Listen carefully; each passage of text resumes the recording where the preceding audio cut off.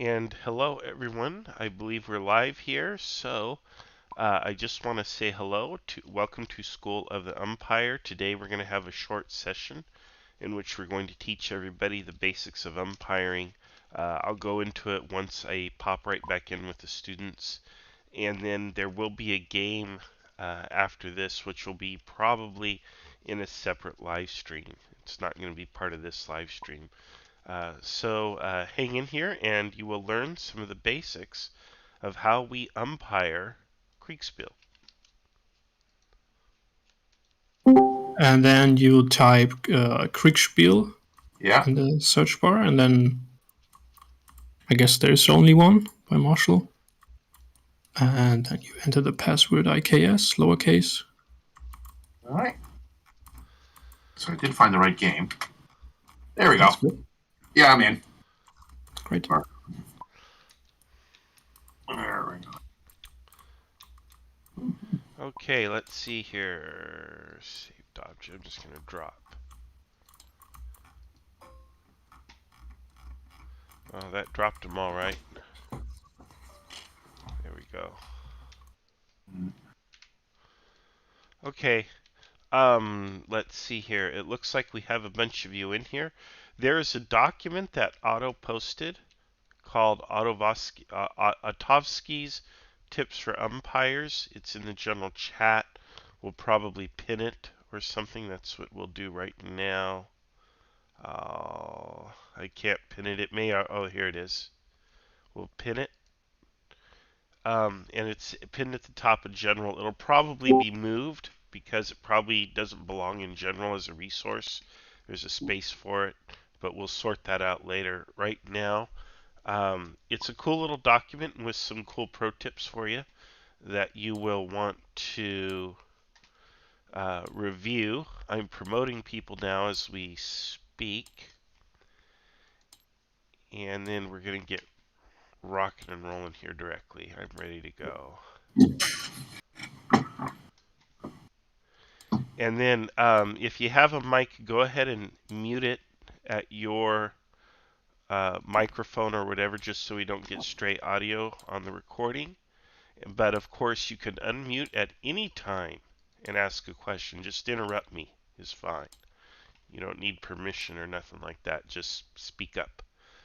Okay, so today we're going to talk about what it takes to be an assistant umpire, and if we have time, we'll go beyond that and talk about some more advanced stuff. Uh, People want to know the rules of Kriegspiel, and we don't tell you the rules. And we have this joke: we can't tell you the rules because you're not an umpire, and yada yada. But there's actually a reason for that, and it's a historic reason. I think Verdi Vernois actually talks about it. He's the guy who invented free Kriegspiel. And the entire point is we don't want you to say, I'm going to maneuver my pieces and attack the enemy with these two half battalions because I want to get a +1 die roll modifier to my attack roll. We don't want you to think that way. Instead, what we want you to think is, I am going to attack the enemy with these two units because firing from a flanking position allows me to shoot at him while he cannot shoot at me. And that's how we want you to think. Now, the effect may be the same, but we don't want you thinking about dice or modifiers or anything like that. We want you thinking tactically. And that's why we don't share the rules with the players. On the other hand, that's also a lot of fun because you don't have to worry about technical things. You also don't have to worry about an experienced player using their knowledge of the rules to defeat you at the game every time. This is why newcomers to Kriegspiel have pretty much the same odds of winning a battle as a person who's played many battles. That or I'm just that awful and I tell myself this so I can sleep at night. But the fact is, not knowing the rules and having to think tactically has sort of an equalizing effect. That being said, These games are labor intensive. They require a lot of people to help run the game, and that means you have a lead umpire and an assistant umpire, which helps the lead umpire. Now, there's technically three kinds of umpires: there's master, there's lead, and there's assistant. Master umpire is someone who knows how to build the module, put the game together, write all of the scenarios, run everything, all of the back end administrative stuff that's not a whole lot of fun but has to be done. And that person has demonstrated to other master umpires that they can do that as part of a period of apprenticeship under another master umpire. We don't have to worry about that. We're not getting into that today. The lead umpire is any umpire, regardless of whether or not they're a master, that's running the game. Today, Jan will be the lead umpire. He'll be running today's game.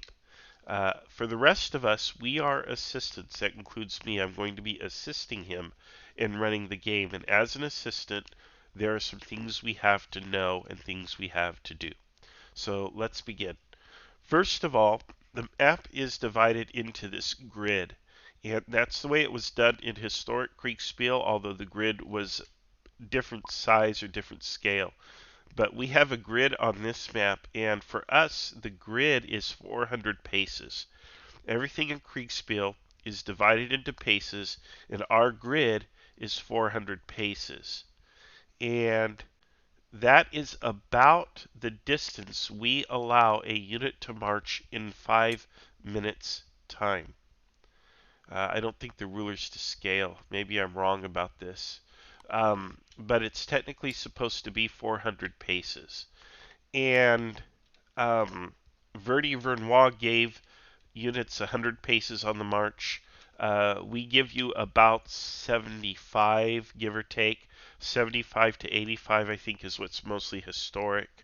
But basically, it's always an approximation. Now, that distance that you travel is for a unit in column on a road on flat terrain. So in 5 minutes, this block right here, if you guys see the block here, will travel this far in 5 minutes. In another 5 minutes, it will travel this far. In another 5 minutes, it will travel this far. But wait, here it enters a village or a town, it will travel slower. Okay, when it gets back into open terrain, it will travel 5 minutes again, whatever that may be. Okay, and it's really up to the umpire's discretion how far the unit moves. Up here in the mountains, okay, here we are. We're going uphill. Oh, we're not going to travel very far because we're going uphill. See, that's movement. Okay, now the lead umpire handles most of this, but they may say to you as an assistant, particularly if you are trained and you know what you're doing, they will say go ahead and move the pieces. So the first thing you need to know is the unit will move in column along a road 1 grid square for 5 minutes. Unless it's going uphill or over rough terrain, maybe he's not moving on a road, maybe he's moving just on terrain, so he's not going to move very fast or very far. In fact, I'm probably being generous with this movement here. Okay? And that requires some kind of judgment on your part. Just remember, for every 5 minutes of game time on a road level, that's 1 grid square, or about the length of the unit, about the length of the piece in column, the way we have it. Actually, I don't know if these units are to scale. I don't think they are. I don't think so. Yeah, they're not. So ignore that about the unit, but 1 grid square will do. 1 grid square will do. Okay? Yeah, here we go. Here's a unit that's to scale. Yeah, just realize these are absolutely not to scale. I have these, which are probably more to scale. Let's compare. Even those, my battalion. This is my half battalion block right here. It's, but it's for a different map. It wasn't scaled to this map. That's okay. All right. Units have two sides. They have a column side and a line side. You guys know this already because you've probably played. Okay, when they're on the move, they move in column. Okay, 5 minutes. If we move in a 15-minute turn, they're going to move 3 squares. 1, 2, 3. Okay, they're going to move 3 squares. And you have to eyeball it. And guess what? It's not going to be perfect. What we say is Kriegspiel is the land of fudge, meaning we kind of fudge things, right? We just kind of get close, and that's consistent with reality. In reality, no unit moves exactly 400 paces every 5 minutes. They might move a little further or a little less, whatever. It's okay to be within a reasonable range of movement when moving the pieces. It does not have to be exact. And remind the players that everything they see on the map is merely an approximation of reality. Because again, if you are, let's say you're a colonel or a general, a brigadier general, and you're commanding your brigade, and your brigade is out there, you will never at any given moment know precisely where your brigade is situated. You will know roughly where they're situated. You'll be able to see them with your eyes, but you still won't know exactly their orientation to the enemy, how well they conform to the terrain, or whatever. And that's because it's a dynamic, fluid situation, and that's not what's important. So we don't want you thinking about that and concentrating on that. Just understand that what you see is an approximation. That's what we tell the players. Okay, so units move 1 grid square per 5 minutes of game time. If the game time has 15 minutes in column, they'll move 1 grid square. Okay. Musket range is about 400 paces. Usually, technically, it's more like 300 on average, but usually 1 or 2 of these we will allow a unit to fire. Usually about 1 is where they fire. If they get closer to that, we get into what's called melee range. The lead umpire will deal with rolling those dice. So you don't have to worry about dice. You don't have to worry about combat results. You simply have to make sure that the unit is moved wherever it is, and then if it's within one of the enemy, then you say, okay, here we go. These 2 units are going to fight. And the umpire will say, okay, yep, they're within range. All right, let me get a die. The umpire will decide what die to roll, what modifiers to apply, and they will roll the die. When it comes to modifiers, again, the lead umpire generally deals with that. Here we have a unit that's on high ground facing a unit that's on low ground. The umpire might say, I'm going to give this unit, because he's obviously on a higher ground, we're going to give him a +1 die roll modifier, or some kind of a buff to his attack. That can happen. That's done all the time. And again, it's done automatically. The lead umpire handles that. Now, there are different systems, so there are different dice. I spawned my dice here, but these are the dice we're probably going to be using. And the units will throw a die apiece. You don't have to worry about this, because again, the lead umpire will worry about the combat resolution.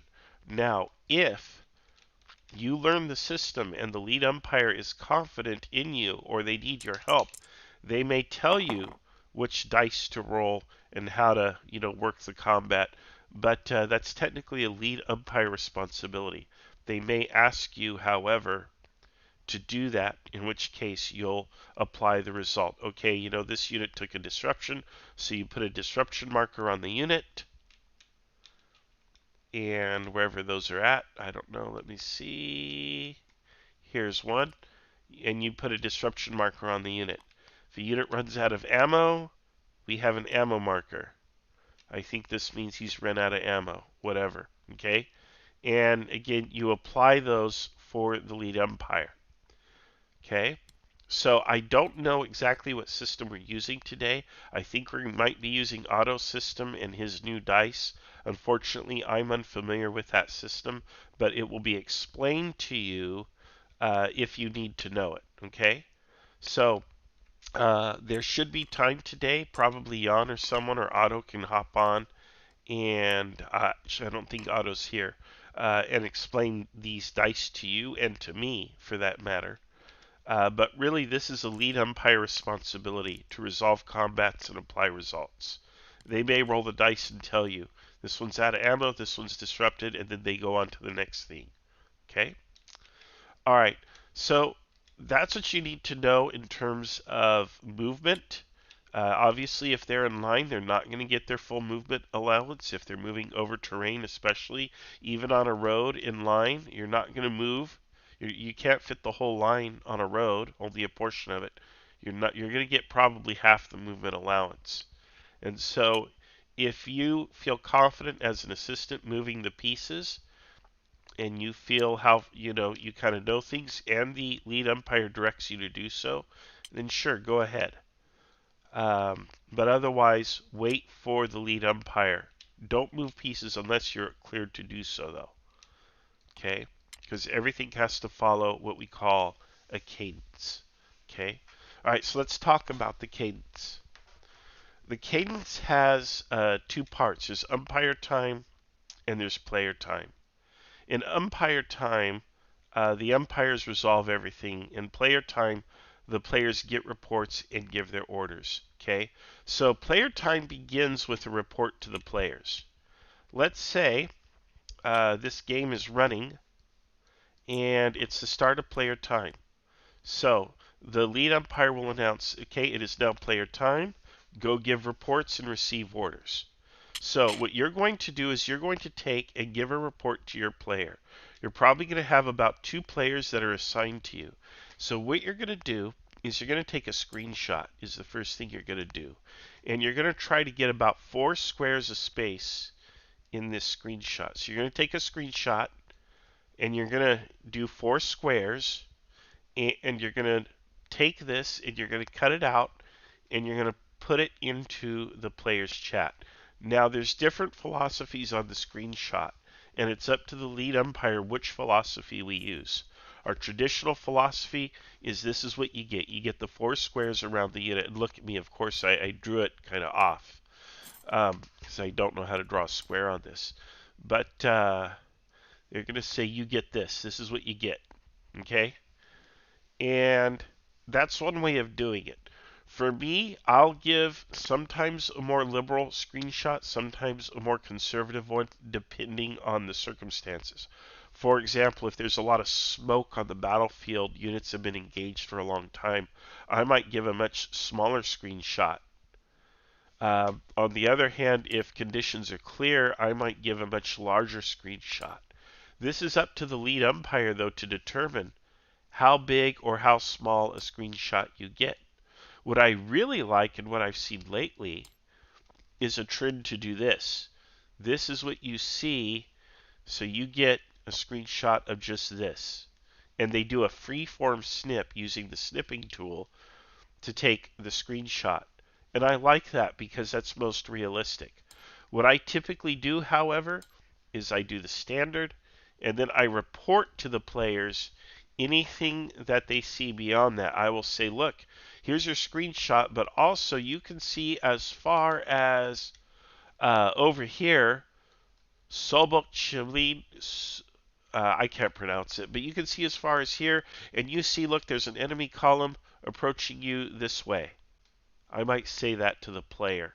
Or I might say, you see dust in this direction, whatever it may be. And that tells the player what they need to know. I was going to say something else about this. Oh, how to actually take the screenshot. Okay, the best way to take a screenshot I found is to use Shift, Windows key, and S. And it brings up the ability to do a snip of the screen. And it saves it automatically to the clipboard.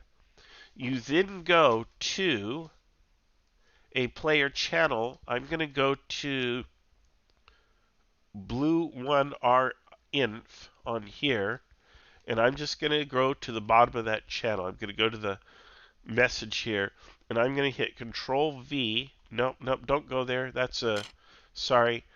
That's Jan is doing the briefing there already for the players. He's setting up. Let's go to Blue 9. Go to channel Blue 9, please. Sorry, text channel Blue 9. And at the bottom of text channel Blue 9, I hit Control V and I type in the time. And I'm going to say it's 0600. Okay, so what I've done is I use the snipping tool to take a screenshot, and then I pasted that screenshot with Control V into a channel, blue 9, you'll see what I did. And I typed in the time with the screenshot. Sure, just quickly, Uh-huh. not everyone here is assigned as umpires. We're not going to have access to the Blue 9 chat. Yeah, just maybe put it in the general because we just Okay, now yeah. with all the briefings we can't give general access. That's right, I forgot. Okay, we'll put it in general. Okay, so in the general chat, I'm going to hit Control V, and I'm going to type in the time 0600, and I hit enter. And this is what the player sees. Good point, guys. Sometimes I forget. But thank you for the reminder. Yeah, give me a thumbs up if you see it. That tells me that you saw it. Just put a thumbs up in there. Just click the thumbs up icon. That just tells me that people are seeing it. I've got 3 of you, 4 of you have seen it. Okay, this is good. Okay, so this is what it should look like. And you should know this from your own experience as a player. But even if you haven't played, this is what you'll see. Okay, now you pop into the player's chat channel, their voice channel. You go to their voice channel, and you might say, "Hey, Asher, here is what you see. Do you have any questions for me?" You might give him a report. You say, "This is what you see. Also, in the distance, about 2 kilometers." I don't know what a kilometer is. I'm an American, but we'll just use it because I hear people use it all the time. 2 kilometers to your north, you see dust. You see a dust cloud. And then I say to Asher, "Do you have any questions?" Asher, do you have any questions for me? Go ahead. So the dust cloud that I can see, what direction does it appear to be moving? It appears to be, it's kind of stationary on the horizon, which gives you the impression that they're moving in your direction. So, Okay. yeah, it's not moving to your right or left relative to your frame of reference, so it may be coming in your direction. Okay, Okay. so I've given Asher his report. Now I'm going to go to the second person for whom I assist, assuming I'm taking care of 2 people. Maybe I'm taking care of 3 people or 4 people, or maybe Asher's the only person I'm working with. But let's say, I do my rounds of all the players. Now I come back to Asher, usually at least 2 minutes later or more. If Asher's the only person I am working with, I am going to shut my mouth or click out of the channel, and I am going to give him an opportunity to think. Now, if I were somewhere else and we were playing this as a war game, I might say, "Asher, this is what you see. You have 10 seconds to give an order." But we don't usually play like that here in the IKS because we're playing for fun. This is not an actual military training exercise. So we'll give Asher at least 2 minutes minimum. Then I'll come back. Okay, Asher, sir, what are your orders?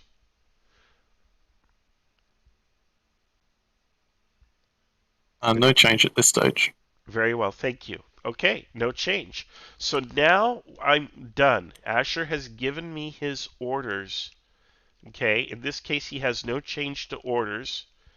I gave him about 60 seconds to come up with his order. He came in well under that time, and we're good.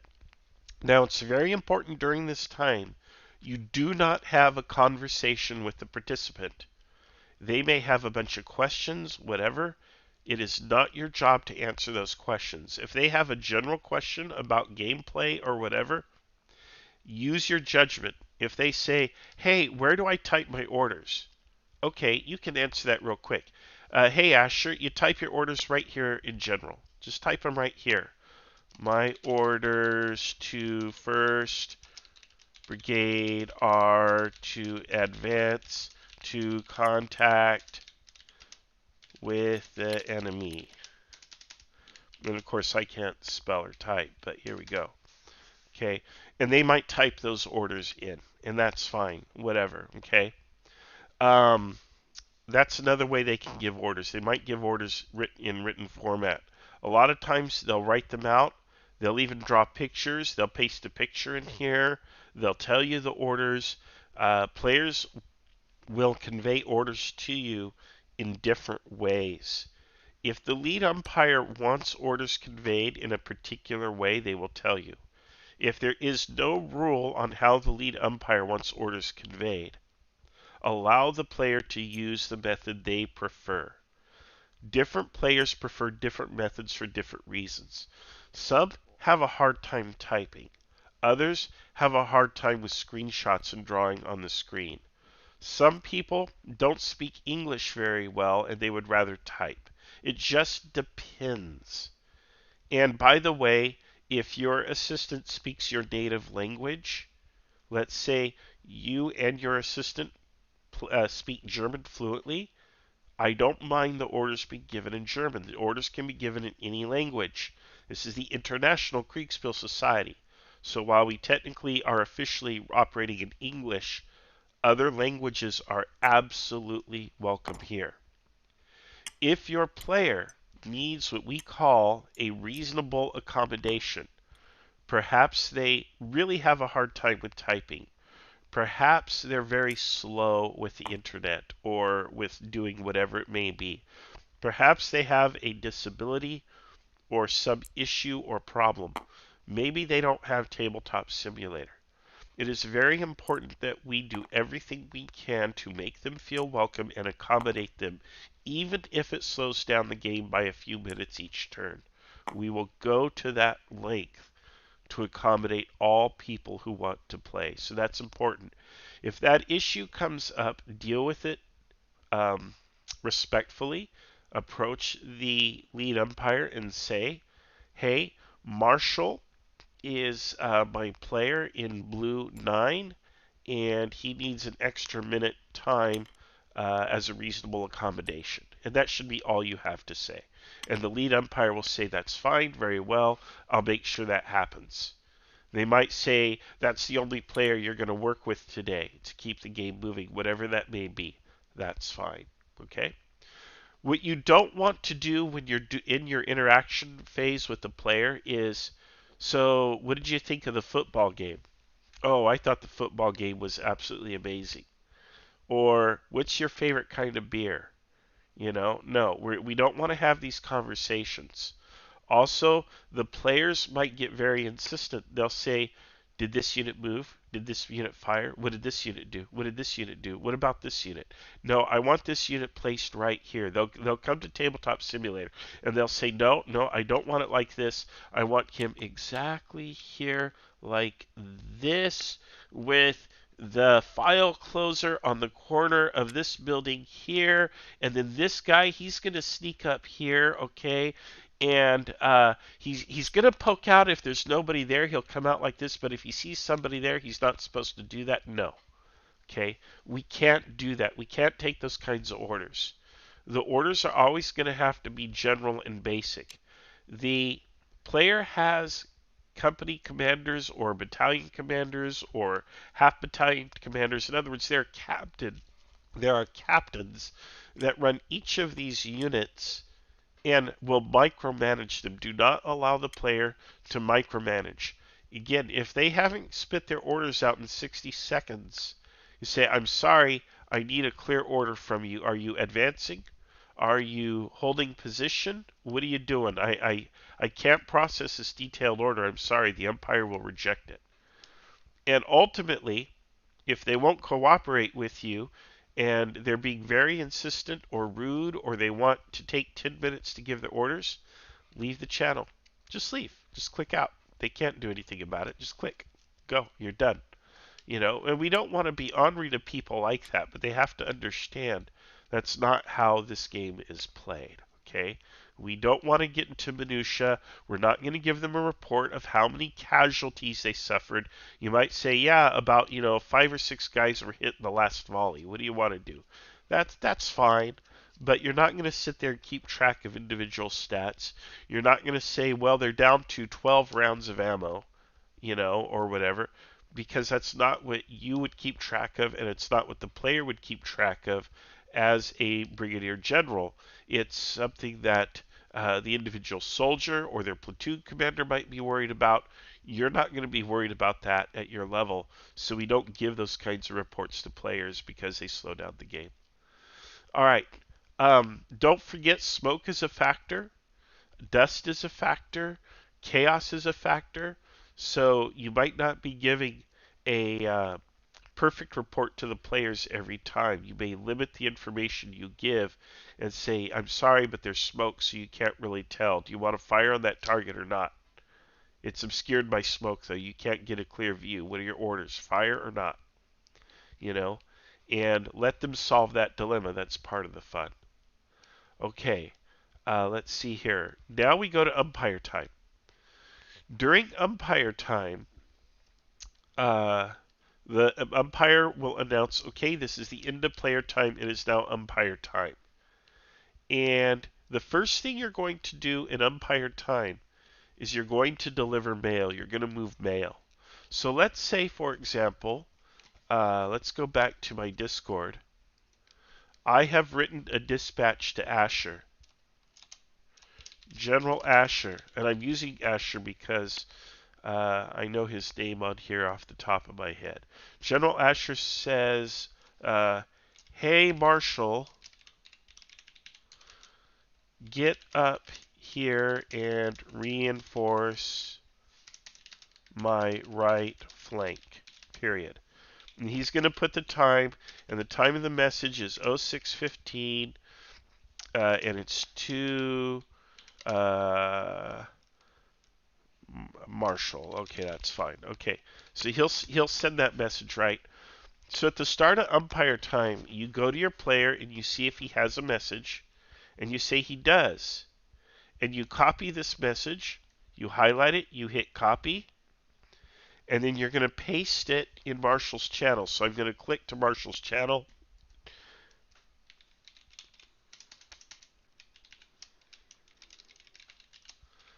Okay, Marshall Chanel. Okay, Marshall's channel. And then you're going to hit paste. You deliver the mail. Any mail that is due to a player. Now, mail can take, right, how fast do messages move? They generally move about 6 to 8 squares per turn. It's really something the lead umpire will often do, but they may tell you as the player to move the messages. I've seen players do even a whole 12 for movement on a message. It depends. So always ask the umpire how fast do you want messages to move in a turn. I think 8 to 12 is quite reasonable. And you just count the squares and you say, okay, it's going to move 12 messages or 12 squares. And you go 1, 2, 3, 4, 5, 6, 7, 8, 9, 10, 11, 12. And if the recipient is within that range, they'll get it on the very next turn. They'll get it on the very next turn. Okay, who's beeping? All right, let's see here. Okay. All right, so you just copy and paste. Brett asks, how do you copy the text while keeping formatting like italics? It does not work here in Discord. It's not possible, as Jan says, but that's okay. Okay, the delay will be depending on the distance, and how fast they move is usually about 8 to 12. Ask the lead umpire how fast they want messages to move. It depends on the scale of the game, but the average game that we play, that's what we allow, but it depends on the scale. If we are playing an operational level game, the message won't move 8 to 12 squares necessarily. It can move something else. We might say each turn in the game is 1 day, and all messages arrive at the end of the day because the map can be crossed in 1 day's time. That might be what we do. Again, ask the lead umpire how fast they want the message to move. Are there messenger tokens? There's supposed to be, but there are not always. But there are supposed to be. If there are not, you can use anything you want. You can use a die and say, oh, this is going to be my messenger token. You can use a disrupt token, whatever. But there are supposed to be messenger tokens. Let me see if there's one in here. Sorry, I'm getting a little stuffy just because I'm recovering from COVID. What fun has that been? I don't see a messenger token, but there should be one. It's a little hoarse. We've created it. But if not, you can use anything you want to represent the messenger. Or you can draw on the map.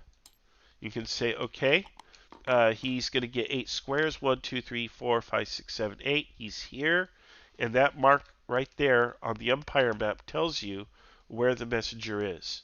Just don't forget about it. Okay? You can do whatever you need to do. Okay? All right. You've moved the mail. The mail is delivered. It is now time for the players to read their dispatches, to think about how they want to reply, and to do the reply. Okay? Let's take a look. Jan just posted a comment. I want to make sure it's not relevant to the lesson. You could apply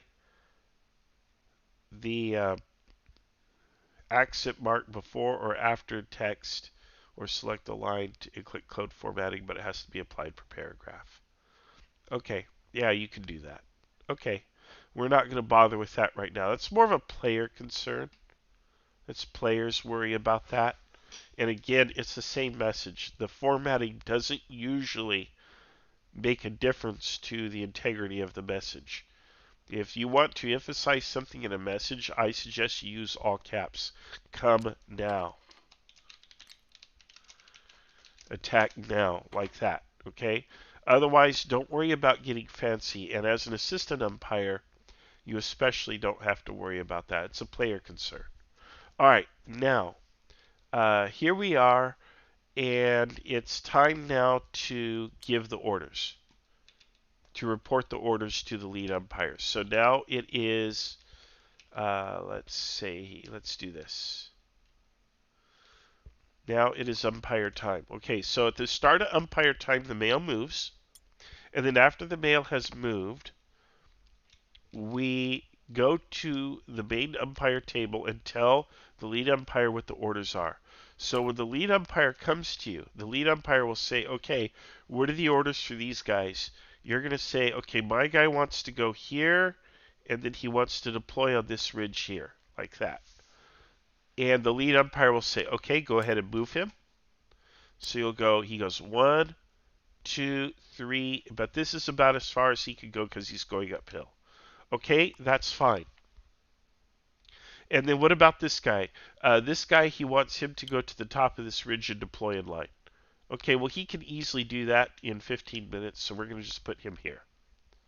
Okay, now, is there combat between these two units? Yes, this unit comes over the ridge, sees this unit climbing up towards it. He wants to fire on this unit. Okay, we'll go ahead and roll the die. This unit doesn't get to reply because he's not in formation. So we roll the die. Okay, it's a disrupt. Apply the disruption marker. Okay, that's done.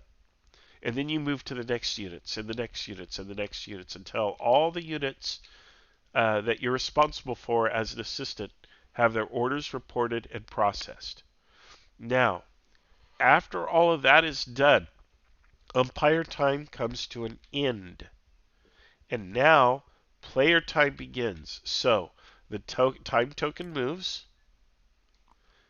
and it is now time for you to go to your player and do a report. So what do you start with? You start with a screenshot, right? I'm going to take the screenshot. Okay, so in this case, I'm going to go like this. I'm going to take my screenshot, and then I'm going to go to the chat, and I'm going to type in the time, 06:15, paste, and hit enter. Okay, and then I go to Asher. I say, Asher, your unit made it to the top of the ridge. You saw an enemy approaching you in column. The men were ordered to fire, and they've inflicted disruption on the unit. And then you give Asher time to think. And then you'll come back and get his orders. And the whole thing repeats. Okay, Brett says, would we delete the lines to the umpire phase before sending the screenshot?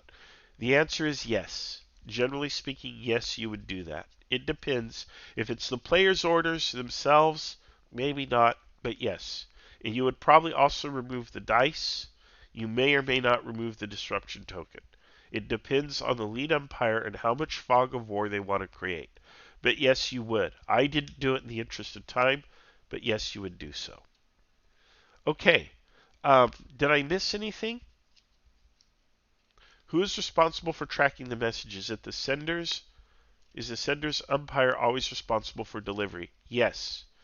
If you're the assistant, then you are responsible for the delivery of the message.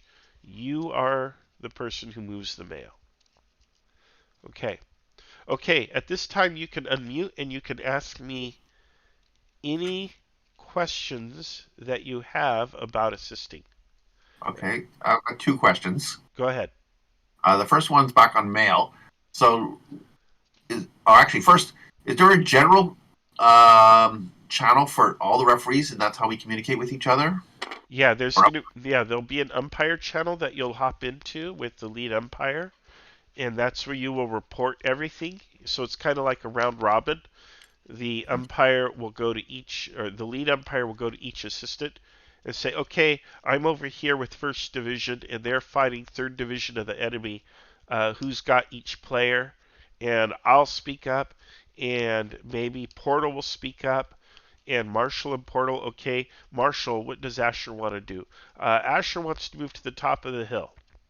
Okay, and then he'll go to Portal and he'll say, Portal, what does Brad want to do? Brad wants to move a column up to the top of this hill. And so then the lead umpire will apply both of those orders and say, well, this is what it turns out as. It turns out that Asher's unit gets there first. They're in line. They have an opportunity to fire. Portal's unit is going to be shocked and surprised. Oh, no. And we're going to roll the die and we're going to apply the combat result. Okay? And then we're each going to go to our respective players. We're going to report the result during player time. Okay. All right. Any questions? Any more questions? Just go ahead and speak up. It's fine.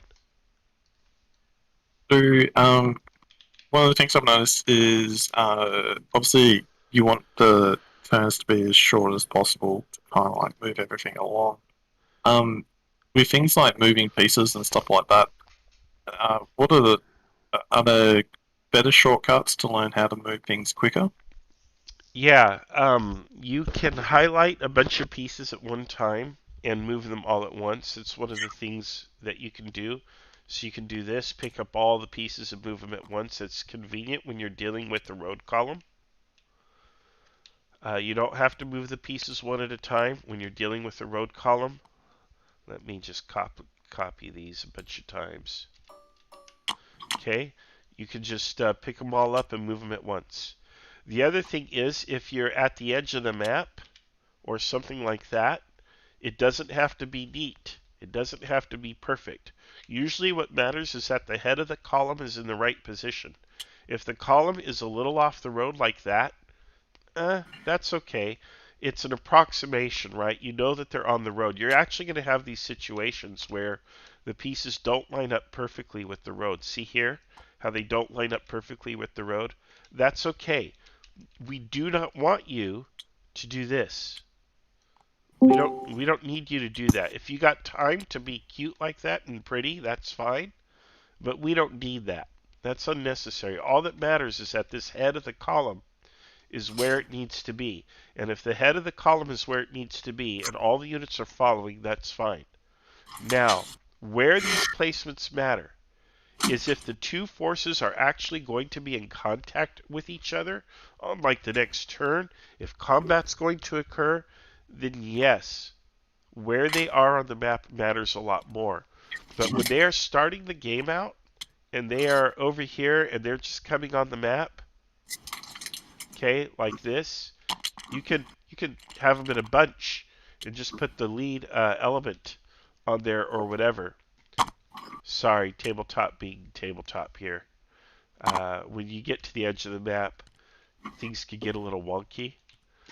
But at what point you have... I can't even... There we go.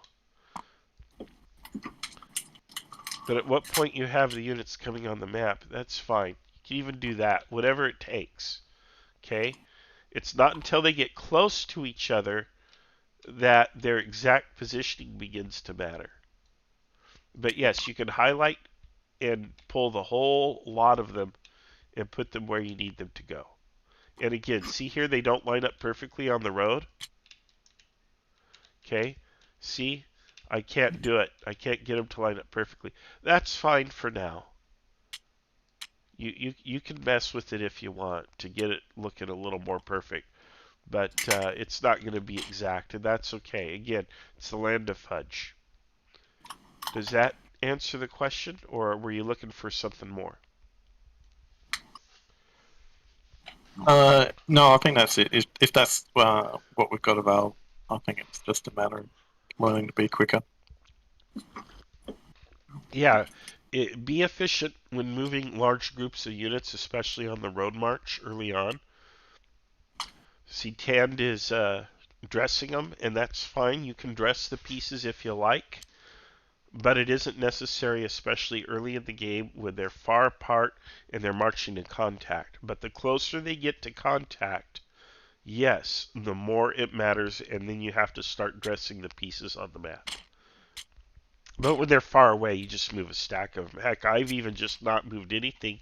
I'll take the pin and I'll go 5 minutes or 15 minutes, 20 minutes, he'll be here. I've done that and not moved anything. You know, it doesn't matter when they're far apart. You just tell the players or whatever. It's very situational. You know, if I'm trying to get both units into contact, I'm not going to sit here and fiddle with pieces and give a report. I'm actually going to say, okay, it's going to take 45 minutes for the two units to make contact. I will then actually fast forward the game to the moment of contact and move all the pieces to that point. I'm not going to stop the game in 15-minute increments and let players change their entire game plan every turn when they're not even in contact with each other and there's no justification to change their original plan. I hate that when people do that. Players will sit there and they'll give an order just to give an order because they don't know what to do with themselves. They're paranoid or they're scared, so they'll give an order every turn because they just don't know what else to do. um, but yeah, if there's no justification to change your orders, just say what Asher did when I asked for orders. He said no new orders. That's totally super cool, and it moves the game a lot faster. So let the players know you can coach them just a tiny bit like that. You know, if they're like, well, gosh, should I give an order because maybe they're a new player?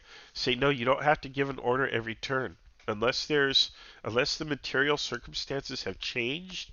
Unless you're in receipt of some new information, just no new orders is fine. Okay, other questions? We got time for a couple, two or three more.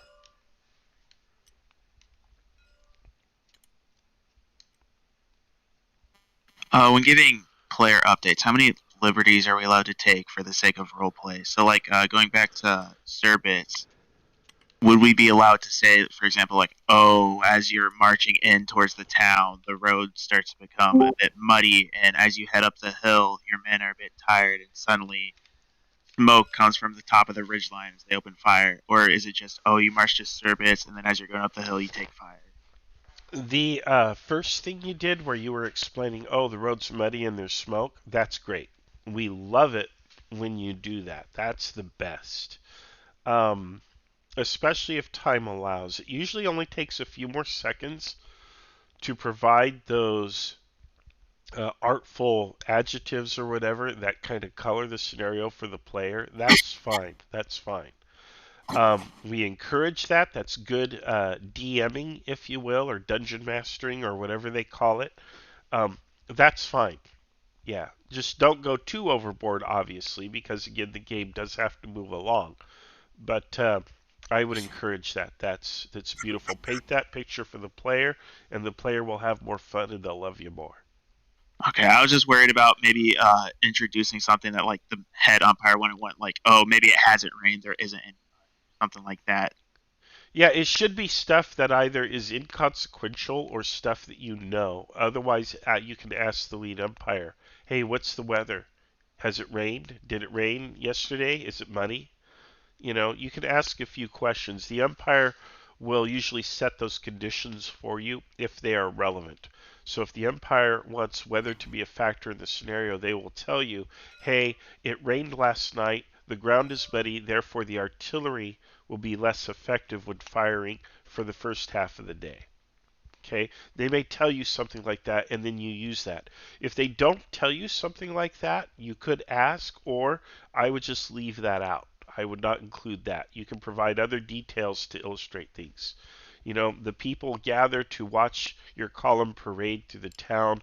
They have a look of fear and apprehension on their faces. Other people are closing and boarding up their windows. Obviously, they're afraid of you or that a battle is about to occur.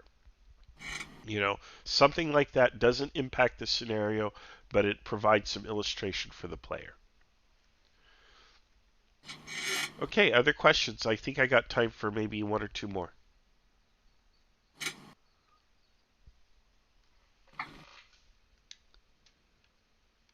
In terms of time for the umpire turn and the player turn, how much time do you normally kind of like what's your goal that you aim for in terms of turning things around?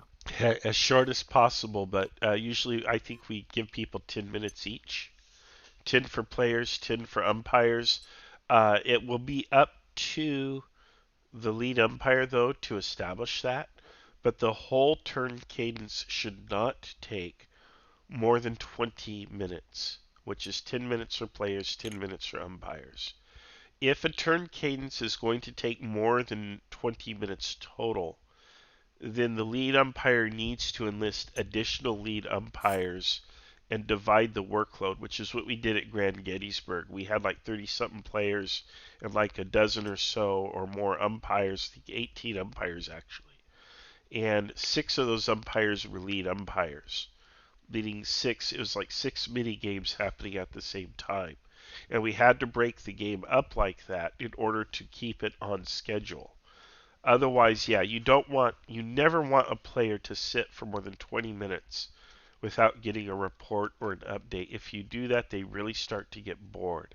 If you can tighten that up, that's even better, but usually 10 to 15 is just about as fast as you're going to be able to move. I think 15 is pretty common. I have been in games where it takes as much as 40 minutes between updates for players, and those are painful as a player to sit through. You don't want to do that. 20 minutes, 15 to 20 minutes is the ideal for the whole cadence to take place. And if key to that is having enough umpires and having the players doing what you need them to do. Don't get distracted. Another thing that happens is the umpires will sit around the table and they'll start chit-chatting. That's a problem. Lead umpire needs to keep that to a minimum. And as an assistant umpire, don't engage in that behavior. It kills games. Okay, other questions?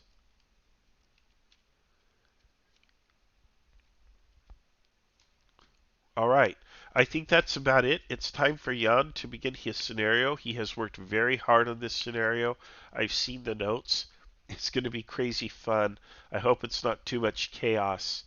I'm excited to assist him and see the game played. So I'm going to end the live stream here, and then I'm going to recycle it so that we can check out Jan's game.